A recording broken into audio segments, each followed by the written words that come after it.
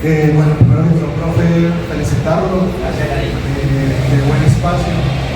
Y bueno, la pregunta diría como en dos contextos, y es cómo define, y va, digamos, justo al título del texto, y es qué entiende por sociedad y qué entiende por alma. Y cómo, digamos,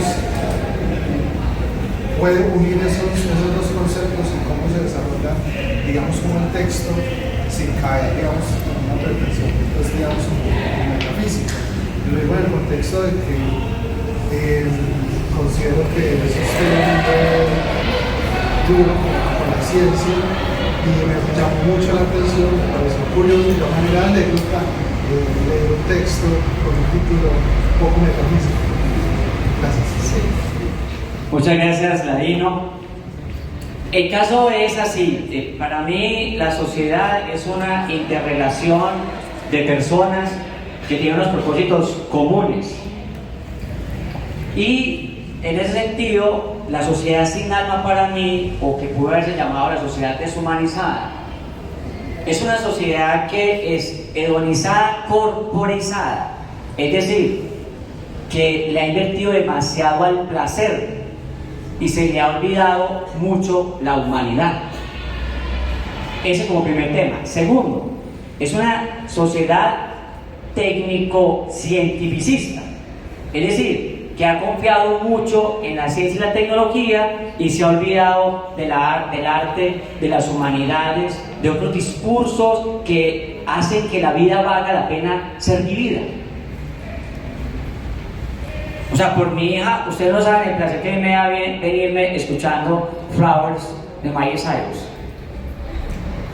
Y me da placer. Es decir, hay que apoyar otros discursos que la ciencia no deja, que la tecnología no deja. Y lo digo yo que soy, claro, doctor en filosofía de la ciencia.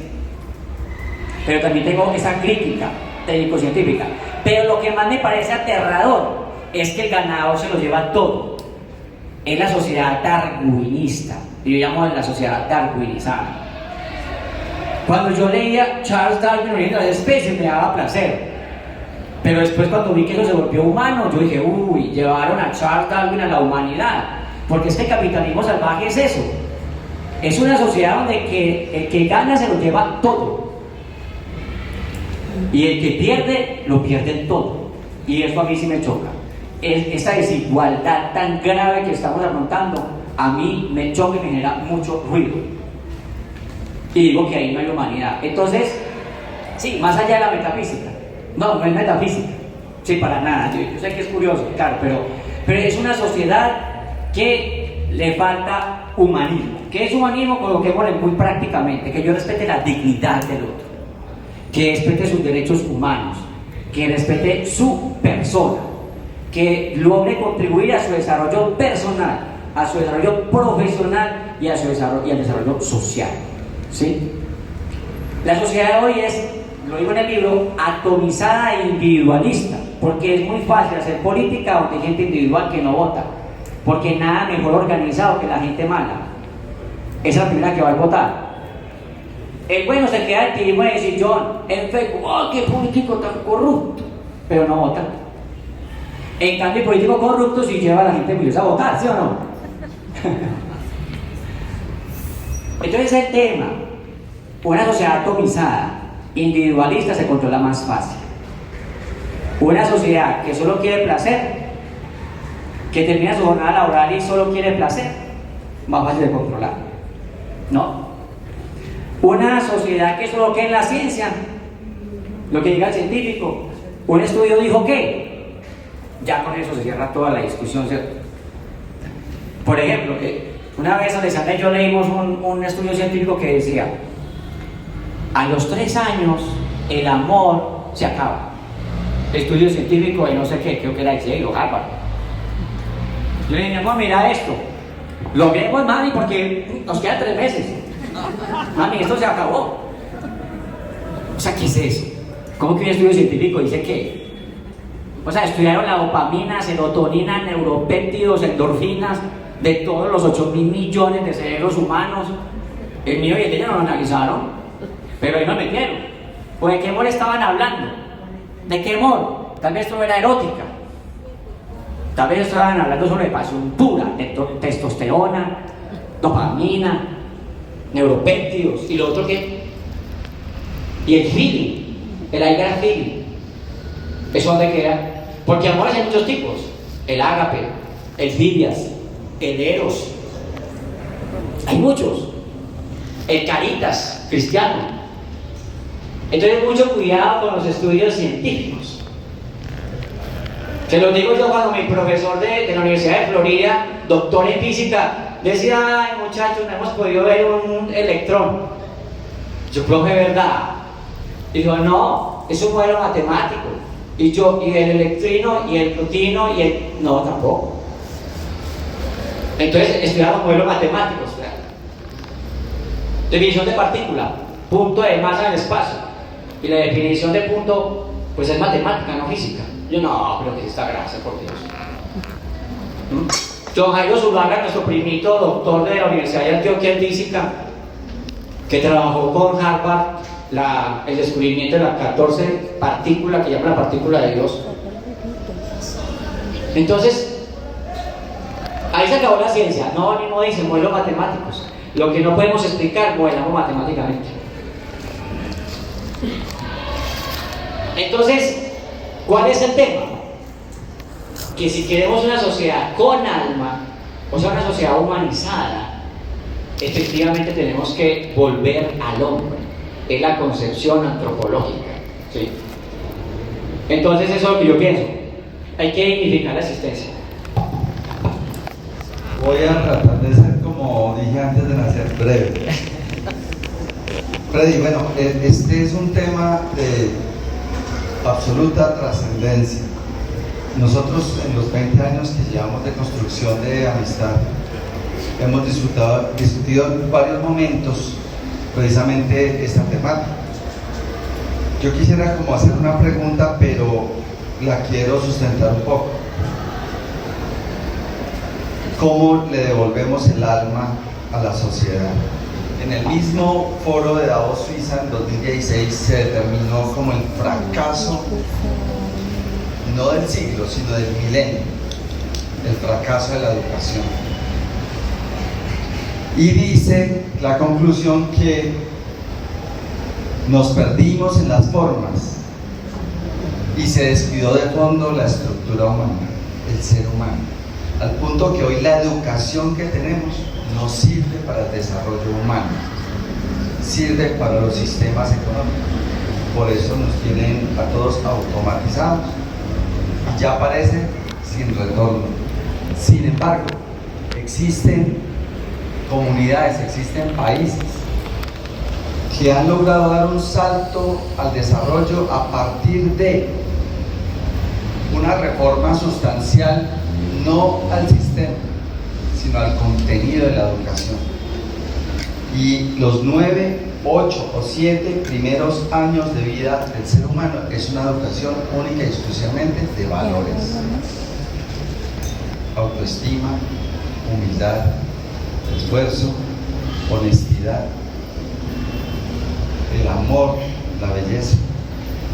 Entonces, para un niño que crece hasta los 7, 8, 9 años de vida, solamente como un ser humano con una estructura sólida de principios y valores, cuando llega a la edad adulta y tiene que servir a la sociedad, para él lo más natural es ser honesto, es ser virtuoso, es ser respetuoso. Entonces, a partir del ejercicio y a partir del hecho tangible hoy, que es poner en las manos y en el pensamiento y en la retina de nuestra sociedad una obra tan importante como La Sociedad Sin Alma, la pregunta ahora sí es: ¿cómo le devolvemos el alma a nuestra sociedad, empezando por nuestro territorio? Bueno, yo definitivamente, y siendo que mi tesis doctoral fue en cómo crear colectivos inteligentes, y que hay varios papers por ahí publicados, pues me voy a quedar con uno, y es el siguiente: debe haber un fortalecimiento del concepto de familia.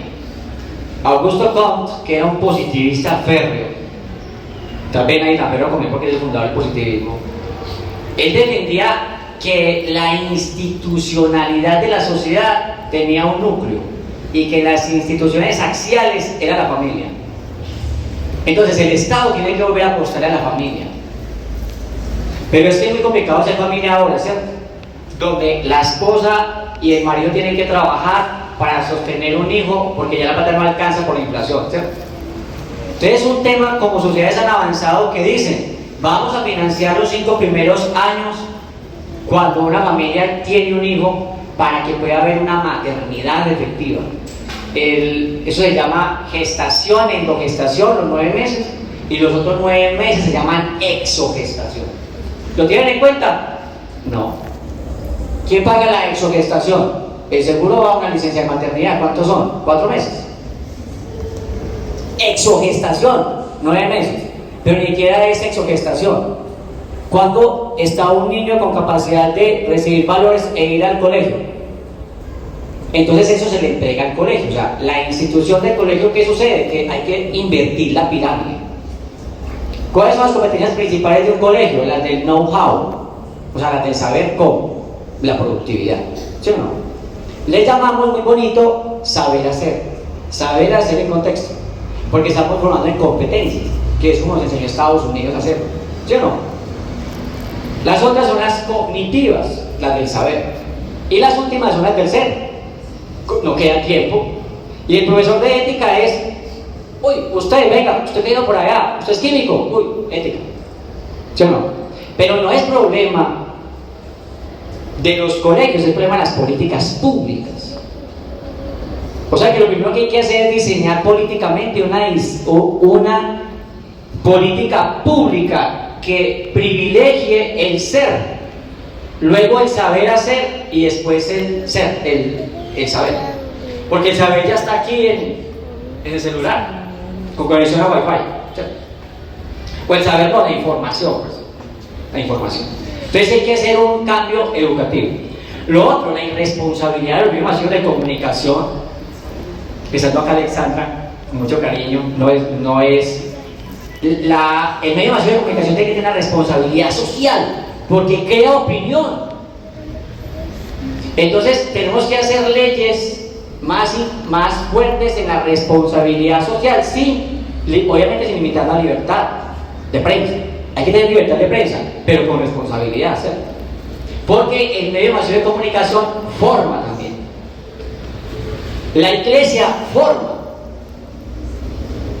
Y la sociedad forma. El vecino forma. Entonces el proyecto de formación no es solo de educadores, es de familia, instituciones educativas, medios de comunicación, la economía. Porque es que se ve mucho en el sistema productivo. La evaluación por competencias. Los que hicieron la maestría en desarrollo organizacional como mi esposa, SCORE. O sea, un programa matemático que le dice a uno cuál es el desempeño. Tenaz, porque entonces es una competitividad entre los compañeros. Entonces es un concepto muy integral de cambio. Yo tengo fe en el sentido de que los nuevos, la juventud, viene pensando de una manera diferente. Y la juventud ya hoy tiene más conciencia ambiental y tiene más conciencia del ser humano, de la dignidad humana, de la dignidad de los otros seres sintientes. O sea que no va a ser fácil darle nuevamente el alma a la sociedad. Pero por ejemplo, solo pensar en personas en Colombia, 400.000 docentes que la entregan toda en la cancha, con bajos recursos, docentes y directivos, y más de 120.000 en colegios privados, y más de 150.000 en la universidad. O sea, hay cantidad de profesionales colocándole el alma, y los que se dedican a la vida significativa, médicos, enfermeros, etc. Y las personas líderes religiosos también, desde la sinagoga o de los diferentes grupos. Los medios serios que también son responsables. O sea, hay mucha gente queriendo hacer las cosas bien. Pues tanto que las sociedades avanzan, tanto que hoy Pereira, por ejemplo, es uno de los mejores viveros de Colombia, porque hay gente que le pone el alma, ¿cierto? Entonces, yo sé que la respuesta queda muy etérea, pero para colocar en términos más pragmáticos hay que diseñar más políticas públicas. Sí, hay que dar un vuelco primero al ser y luego al saber hacer. Como lo hicimos en CEPIC, le dimos la vuelta a la pirámide, ¿sí o no? Primero el ser, y eran técnicos, pero primero el ser, hermano. Tiene que ser una excelente persona antes de salir a hacer algo por la sociedad, ¿sí o no? Y hay que volver a creer los valores, porque como ahora la sociedad líquida dice que valores no hay, el relativismo moral, ¿sí o no? Entonces hay un tema también. Pero bueno, hay que tener esperanza. Doctor Freddy, muy buenas noches a todos. Copié la pregunta para que no se me olvidara. Aunque yo creo que con la última respuesta respondiste bastantes elementos de esta, pero no tenía tantas ganas de hacerla que dije, vamos. Desde la didáctica y la pedagogía, ¿sería posible diseñar o estructurar unas propuestas de currículos para la educación en primaria, secundaria y universitaria que permita recuperar el alma de la sociedad mundial y colombiana a partir de las premisas conceptuales planteadas en tu libro? Gracias. Bueno, muchas gracias, Luis. Luis, como docente de la Universidad Libre, que es uno de los formadores y los hacedores del currículo desde la psicología, ahí está la primera tarea. Claro, el docente es el que elige los contenidos y elige las competencias.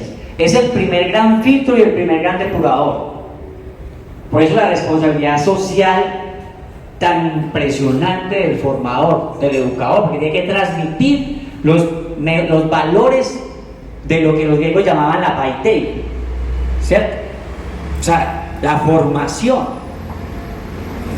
Y en ese currículo, pues efectivamente toca empezar con los valores. ¿Cuáles?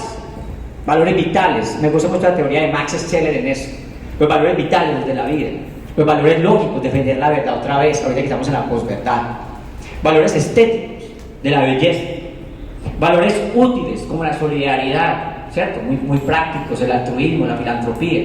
Valores de lo sacro, el que es religioso respetarlo en su religiosidad y la libertad de culto.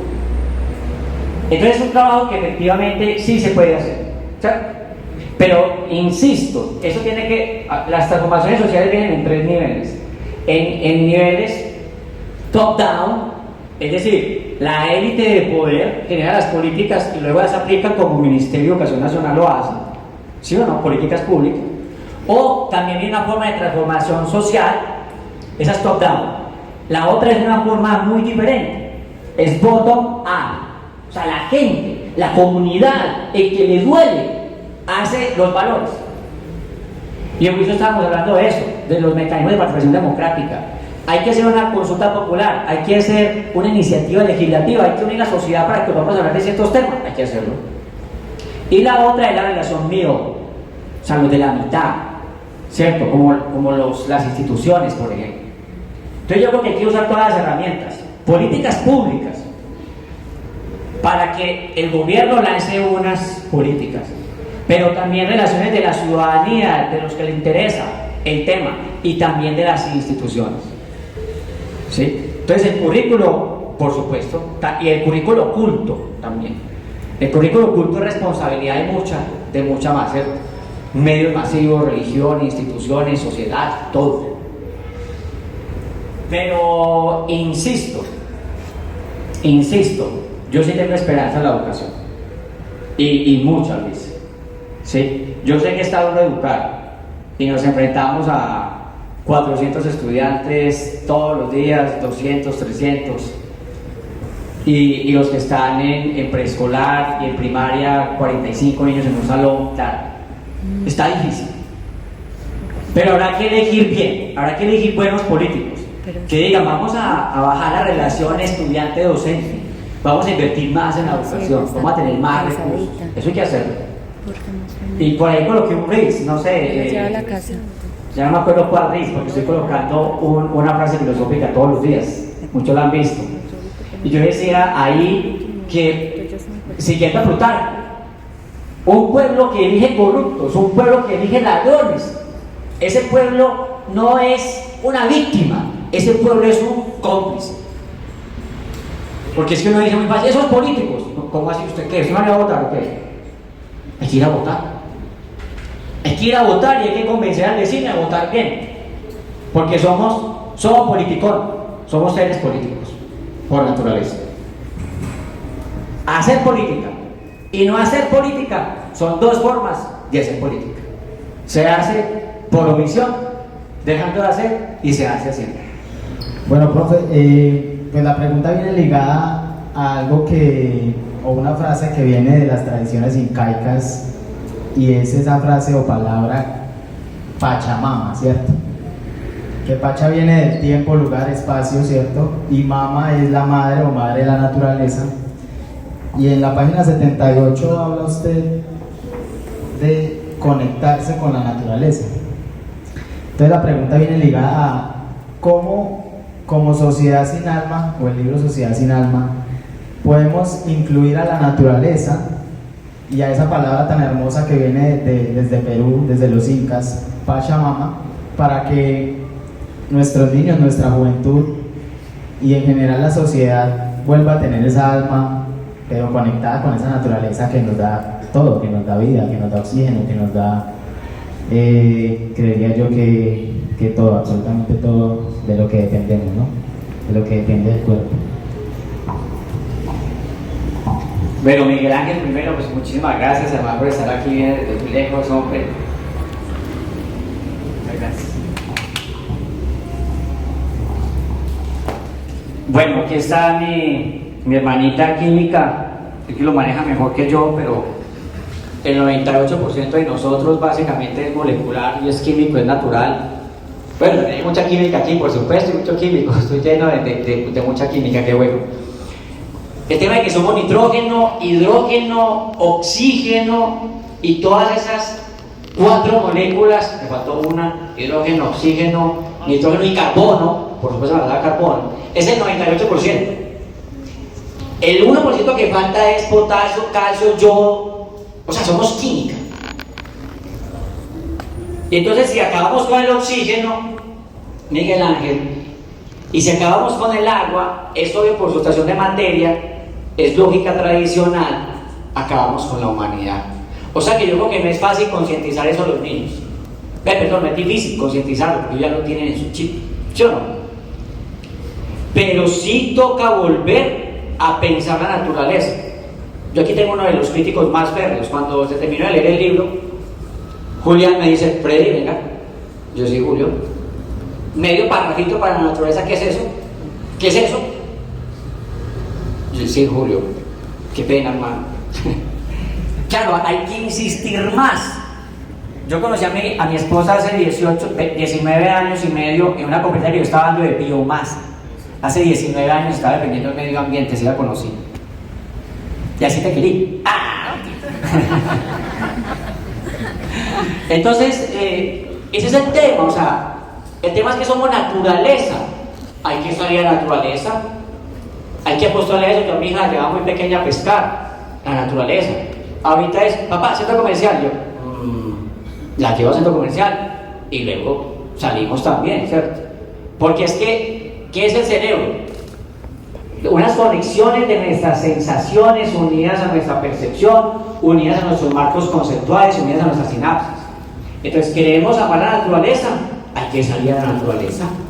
Pero si todos queremos a venirnos para acá, para el centro comercial, en lugar de invertir en la naturaleza, pues no vamos a tener cómo. Hace muchos años se venden, por ejemplo, metros cúbicos de oxígeno en el Amazonas, porque es el pulmón del mundo. Lo mismo, hay que pararse como país y decir: somos 45 millones de colombianos. Esperemos que Estados Unidos nos compre metros cúbicos de oxígeno y vamos a proteger los árboles. Y esperamos que Renault siga diciendo: por cada carro que compre, le sembramos un árbol. Y estamos esperando a que extranjeros que quieren proteger el medio ambiente paguen por sembrar árboles. Todo eso es conciencia ambiental. Entonces, lo de Pachamama, claro, somos naturaleza. Tenemos que pensar en que la naturaleza nos trae una conexión diferente. Por ejemplo, yo soy un amante de esos 4 elementos. En mi casa hay tierra, en mi casa hay agua, en mi casa hay aire y en mi casa hay fuego. Yo creo que esa conexión hay que hacerla. Y así se lo he enseñado a mi hija, pero por supuesto que tiene que ser algo mucho más masivo. Incluso en los colegios. No están los 4 elementos. Cemento. Cemento. Pero no están los 4 elementos. Una fogata, ni riesgos. Para continuación. Pirómano. Porque no hay espacio, ¿cierto? Pero no podría hacer la fogata. Bueno, sin naturaleza no hay vida, definitivo, Miguel. Mi Corny. Tengo 2 preguntas. La primera, dentro de lo que tú nos hablas de cuando te diste cuenta del yo, la importancia de cuidarme a mí mismo, de darme mi tiempo, darme mi espacio, dentro de ese contexto, ¿qué fue lo que funcionó para John Freddy? ¿Sí? No necesariamente lo típico de lo que te gusta, lo que te hace feliz, tus hobbies, pintar, música, sino que fue lo que funcionó, que quizá de pronto funcione para personas que aún no sabemos qué es lo que realmente nos hace feliz. Y segundo, en cuanto a ser pesimista y todos los sinónimos que también se mencionaron en su momento, despídete de papá. ¿Cuál es la brecha o cuál ha sido el hilo que estamos pasando entre la realidad, entre ser realistas a ser pesimistas? ¿O es que ser realista también es ser pesimista? Bueno, a mí sí me ha funcionado mucho el silencio. Yo siento que sí tenemos que tener un espacio para el silencio. O sea, yo sé que los apartamentos de hoy los construyen con 39 metros cuadrados y no hay forma de que haya silencio en ninguna parte. Y ya empezamos a decir, ay, sí me toca a mí. Pero a mí me funciona. O sea, para mí el silencio es importante porque es un encuentro conmigo mismo. Y cuando yo estaba construyendo mi casa, dije, yo tengo que tener un espacio para mí. Ya no lo tengo porque es de Sofía también, pero en algún momento sí hay que tener un espacio para uno, o sea, un espacio de silencio. Porque ahí es donde uno organiza las ideas.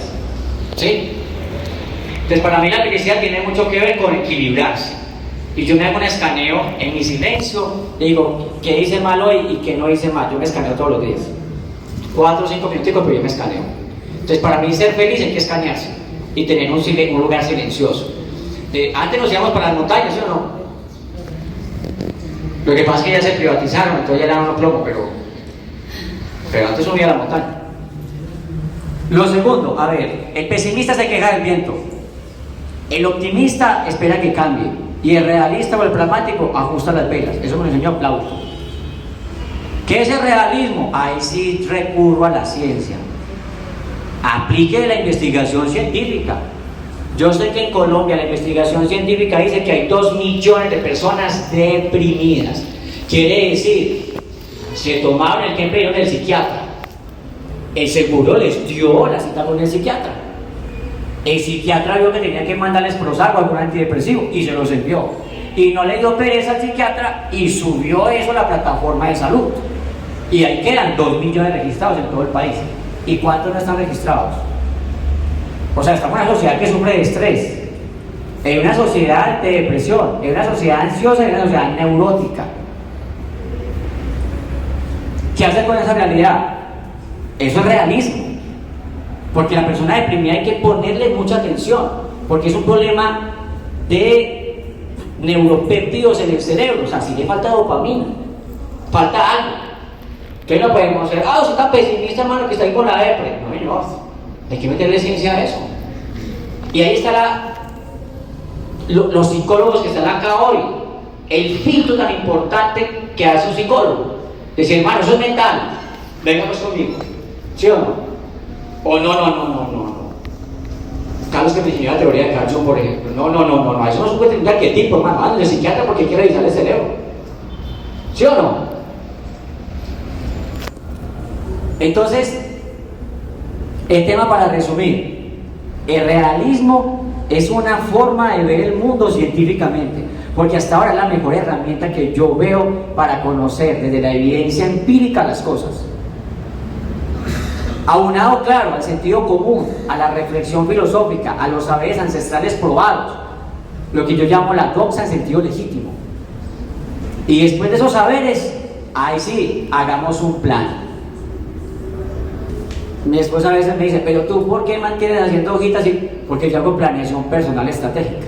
Yo saco mi tiempo cada mes y al año reviso todas mis finanzas, y por eso hago inteligencia financiera ahí, ¿sí o no? Y Lozano, que me acompañó con el Banco de la República cuando presentamos esa ponencia, cuando enseñaba tanto economía, 17 años enseñando economía, hay que tener inteligencia financiera. No puede ser que uno salga del colegio y no sepa una tarjeta de crédito, ni una tasa de usura, ni un interés compuesto. ¿Cómo así? Ni sepa diferenciar entre un activo y un pasivo. Entonces, esa es la cuestión. ¿Realismo con qué? Con saberes, con sentido común, con ciencia, con tecnología, con saberes ancestrales, con saberes de religión, con saberes de las comunidades probadas. Y haga el plan. ¿Sí? Porque el pesimismo es el que... Es para mí el pesimismo, el fatalismo, eso no va conmigo. De hecho, me leí con mucha dificultad Jean-Paul Sartre y Albert Camus, me lo leí casi que por responsabilidad filosófica. Así que no me vayan a poner a dar, por favor, existencialismo moderno, porque... Buenas noches a todos, breve, buenas noches. No me refiero pues con el protocolo debido, siempre le he dado este trato, y a Mauricio, que hemos compartido en algunos espacios. Solo quería referirme al título para preguntarle: la sociedad sin alma será primero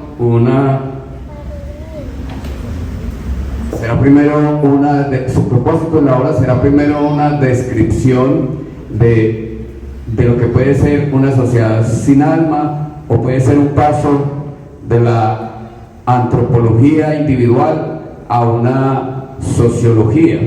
He escuchado aquí algunas preguntas que conducen a dar una respuesta sobre cómo eliminar esa sociedad sin alma, pero entiendo que debe ser una suma de individualidades de alma en el sentido positivo para construir esa sociedad humana a la que usted proponía ahora.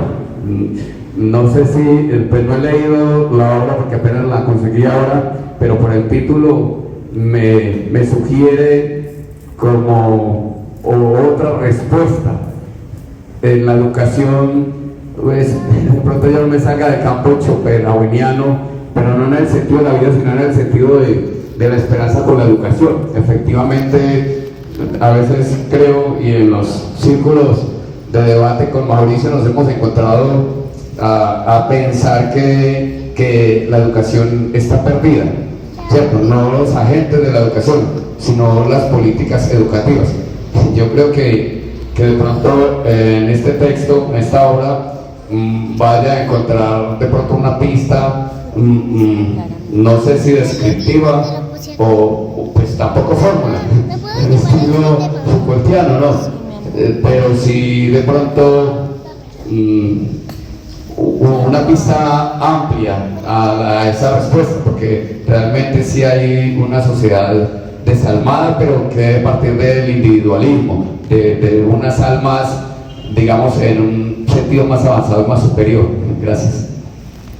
Sí, muchas gracias, Pacho. A ver, el caso es que yo sé hemos recorrido algunas cosas que creo fundamentales. Por ejemplo, yo digo, para colocar el término memotécnica, las 3C: conciencia, criterio, carácter.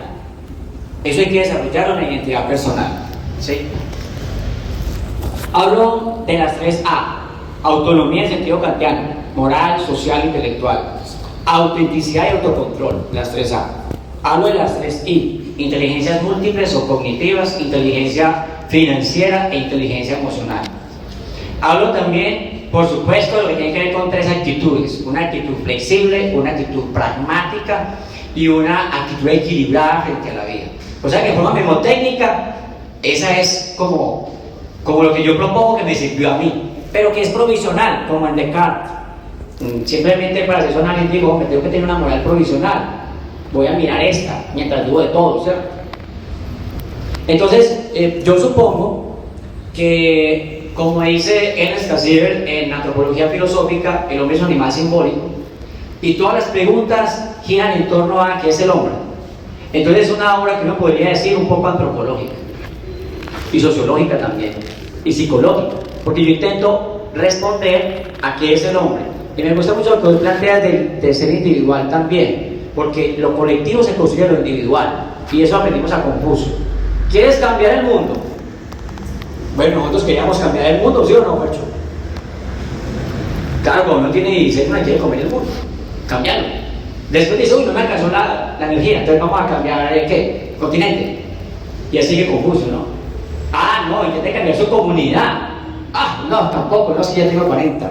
Bueno, ya me pasé por ahí. No, entonces cambie la familia. Ah, sí, vamos a cambiar la familia. Me toqué ir a terapia de familia. No, tampoco. Entonces quise Confucio, venga.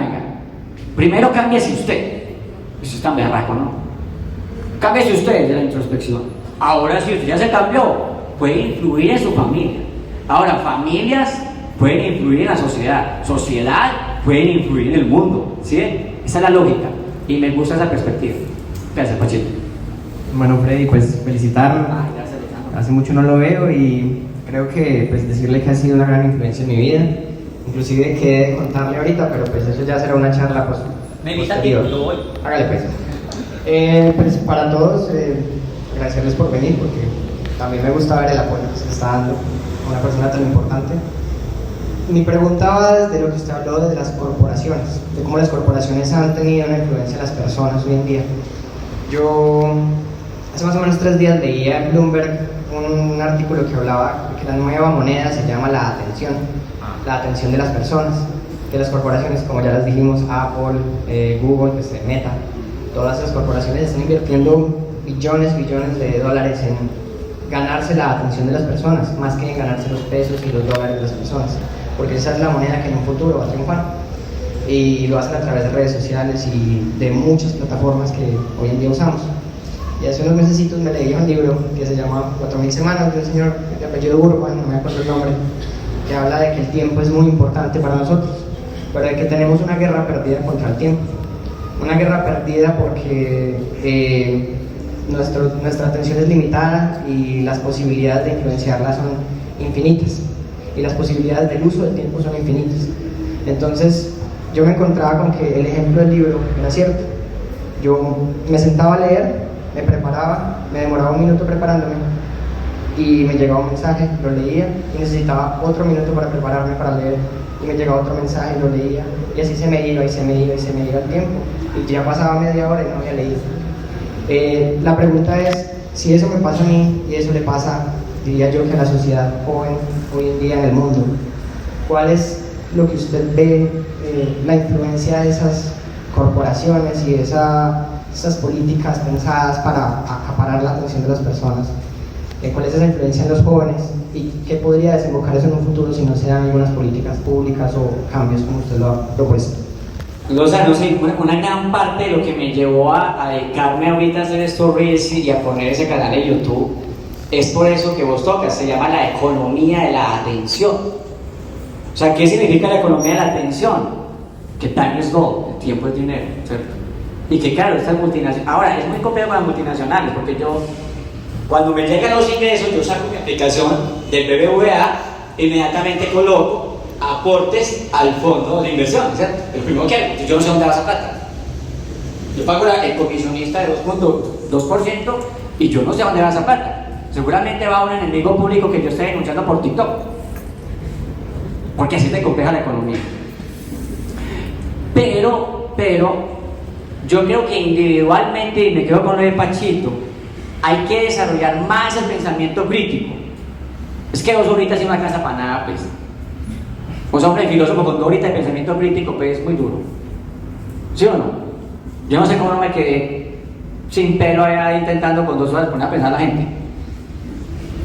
Hay que dedicarle más al pensamiento crítico, más, para que uno pueda decir qué va a haber y qué no. Yo, claro que uso YouTube, pero ¿qué uso? Yo sigo, por ejemplo, me gusta mucho lo de finanzas, y no cualquier financiero, porque hay unos que solo quieren ganar plata y son unos charlatanes. ¿Sí o no? Entonces uno es el que tiene que elegir el contenido. Por ejemplo, David Erciño, yo lo llamo y le digo, hey David Erciño, chino, la serie. Y David Erciño me dice, esta. Y yo sigo las series que David Erciño me dice. Porque confío en su criterio. La última que me recomendó fue Sucesiones. Listo, uno aprende cosas ahí. ¿Sí? ¿Qué hacer con la atención? Uno es el que tiene que decidir como individuo del pensamiento crítico qué es lo que va a leer, por ejemplo. ¿Sí? ¿Qué es lo que va a ver? ¿Con quién es que va a compartir? Porque uno con otras personas pueden compartir. ¿Sí? Porque efectivamente hay personas que en lugar de darle a uno, le quitan. ¿Cierto? Lo que yo llamo en los reyes el lado oscuro de la fuerza con Star Wars. ¿Sí o no? Entonces uno es el que tiene que tomar la decisión. Porque si uno toma la decisión antes, TikToks. Yo le decía a mi mamá, uy mami, no TikToks. La 9ª maravilla del mundo, uno no se despega de ahí. No se despega. Entonces yo intento también, yo creo que todos tenemos que generar una frecuencia. Y eso para los profesores es duro. Ay, ¿cómo se va a meter en YouTube? ¡Qué oso! Y si los pelados están en TikTok, entonces ¿qué hacemos pues? ¡Qué oso YouTube! Los pelados están en eso, ¿qué hacemos pues? Hay que también hacer unas frecuencias. Y hay que estar en las frecuencias, ¿sí o no? Ahora, el contenido que uno desea hacer es otra cosa. Yo coloco en las redes contenido que creo que es útil para el desarrollo humano, la felicidad, el buen vivir y el liderazgo. ¿Sí o no? Y si vos le colocas atención a esas cosas, entonces vas a crecer. ¿Sí o no? Por ejemplo, en algún momento estaba yo siguiendo unos de filosofía del derecho. Hicieron 4 videos y se apagó. Ay, mira, tan bueno que estaba este programa en México de filosofía del derecho. Y el youtuber se apagó. Claro, seguramente no tuvo los reels, las vistas. Yo por ahí tengo una clase de ontología jurídica, epistemología jurídica y axiología jurídica, sobre todo ontología jurídica, durísima, para explicar. Logré cuando dije, tengo la madurez de explicar eso, una clase que hice para Buenos Aires, la grabo, la pongo en YouTube, 80 vistas. Ahí llevamos años 80. No va a avanzar más. Entonces, claro, el youtuber que yo seguía se apagó por la economía de la atención, ¿cierto? Entonces, Lozano, esto es como una profecía. Vamos a desarrollarnos desde el punto de vista personal, dependiendo de lo que le prestemos atención. Yo sé que un libro sobre eso, creo que es de Séneca. Nos convertimos en lo que le prestamos atención. Pero también no sé de Séneca, pero sí le estoy diciendo. Cierre. Mire, lo dije con relación al tiempo. El tiempo en los griegos se piensa de 3 maneras. El aion, lo que los norteamericanos llaman flow experience. Es que eso es para el marketing, esos ingleses me encanta para el marketing. Una experiencia del fluir, donde usted no siente el tiempo. Eso era el aion en Grecia, porque nosotros tenemos un tiempito aquí. Empezó y se acabó. Pero para ellos hay otros tiempos. El tiempo cronos, que es el que se lo come a uno. Así que ponerle mucha atención, porque tenemos 100 años para vivir o menos, ¿cierto? ¿Sí? Y en ese tiempo de cronos y el fluir está el de prestar atención. ¿A qué le vamos a prestar atención? Entonces yo por eso estoy tan profundamente agradecidos con esto, porque ustedes estarían viendo Caracol o RCN. Mentira, yo sé que acá no van a ver eso, pero yo sé que muchos estarían viendo, por ejemplo, Netflix, Amazon Prime, una cantidad de cosas, leyendo. Pero hoy ustedes tomaron la decisión libre, voluntaria, de estar aquí, acompañándome, dedicando su tiempo para compartir ideas conmigo. Y eso me hace extremadamente feliz y me da esperanza, porque sé que vamos a construir un mundo mejor. Entonces, mi profundo agradecimiento para con todos ustedes.